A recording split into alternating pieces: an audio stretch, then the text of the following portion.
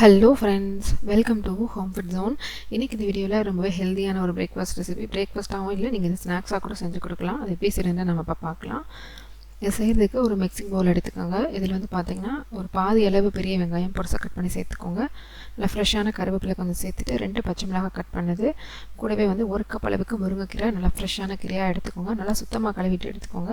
இப்போ இதில் 1 டீஸ்பூன் அளவு சீரகம், உப்பு தேவையான அளவு, 2 டேபிள் ஸ்பூன் அளவுக்கு தயிர் சேர்த்துக்கணும். தயிர் வந்து ரொம்ப புளிப்பாக இல்லாத மாதிரி பார்த்து சேர்த்துக்கோங்க. இப்போ இதை வந்து நல்லா நம்ம ஃபஸ்ட்டு மிக்ஸ் பண்ணி விட்டுக்கலாம். நீங்கள் மிளகாய் அப்படியே சேர்த்தா கடிப்புன்னு நினச்சிங்கன்னா நீங்கள் பேஸ்ட்டாக அரைச்சி கூட சேர்த்துக்கலாம். இப்போ இதை நல்லா வந்து மிக்ஸ் பண்ணி எடுத்தாச்சு. இப்போ இதில் 1/2 கப் அளவுக்கு கோதுமை மாவு, 1 கப் அளவுக்கு கம்பு மாவு சேர்த்துக்கோங்க. இப்போ இதை நல்லா வந்து கலந்து விட்டுக்கலாம். முதல்ல தண்ணி எதுவுமே சேர்க்க வேண்டாம். ஃபஸ்ட்டு இந்த தயிரோட இந்த ட்ரையான மாவு நல்லா அந்த மாதிரி மிக்ஸ் பண்ணி எடுத்துகிட்டு அதுக்கப்புறமா தண்ணி ஊற்றினீங்கன்னா கரெக்டாக இருக்கும். நல்லா இந்த மாதிரி கையை வச்சு பிசைஞ்சு நல்லா மிக்ஸ் பண்ணி எடுத்துக்கோங்க. இதில் கொஞ்சமாக வந்து ஒரு 1/4 டீஸ்பூன் அளவு பெருங்காயத்தூளும், கூடவே 1/2 டீஸ்பூன் அளவு கரம் மசாலாவும் சேர்த்துக்கலாம். கரம் மசாலா சேர்க்குறது ஃப்ளேவருக்காக தான். நீங்கள் ஸ்கிப் பண்ணுறதா இருந்தால் கூட பண்ணிக்கலாம், உங்களோட சாய்ஸ் தான். இப்போ இதை நல்லா வந்து கலந்து எடுத்தாச்சு. இப்போ இதில் வந்து தண்ணி சேர்த்துக்கலாம். தண்ணி ஒரு 1/4 கப் அளவு ஃபஸ்ட்டு சேர்த்துக்கோங்க. தேவைப்பட்டால் அதுக்கப்புறமா நம்ம சேர்த்து பிசைஞ்சிக்கலாம்.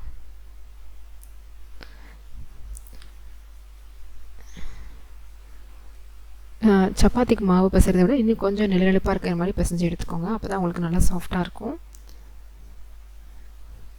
இப்போ பார்த்தீங்கன்னா தெரியும், மாவு கன்சிஸ்டன்சி ஃபைனலாக வந்து இந்த மாதிரி இருக்கணும். இப்போ நம்ம பிசைஞ்ச இந்த மாவு வந்து ஒரு 10 நிமிஷம் மட்டும் அப்படியே நம்ம ஊற வச்சு எடுத்துக்கலாம்.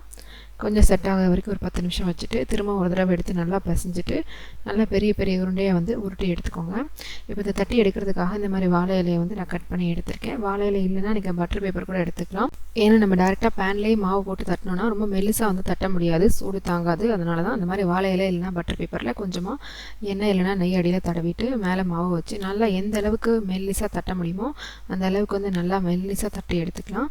நல்லா மெல்லிசாக தட்டின இந்த மாவில் வந்து மேலே 1 டீஸ்பூன் அளவுக்கு வந்து வெள்ளை எள் சேர்த்துக்கலாம். வெள்ளை எள் இல்லாதவங்க நார்மலாக கருப்பு எள்ளு கூட சேர்த்து வந்து நல்லா ப்ரெஸ் பண்ணி விட்டுக்கலாம். சாப்பிட்றப்ப ரொம்ப ரொம்ப டேஸ்ட்டாக இருக்கும். பார்த்தீங்கன்னா தெரியும், நல்லா இந்த அளவுக்கு வந்து மெல்லிசாக தட்டிக்கணும்.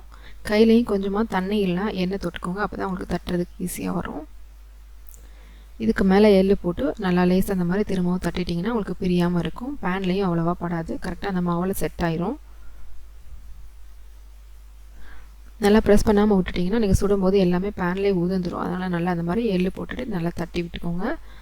இதே மாதிரியே எத்தனை செய்யணுமோ அத்தனை செஞ்சு எடுத்துக்கோங்க. நம்ம எடுத்து இந்த மாவுக்கு வந்து நான் 4 மீடியம் சைஸ் அடை மாதிரி வந்திருக்கு.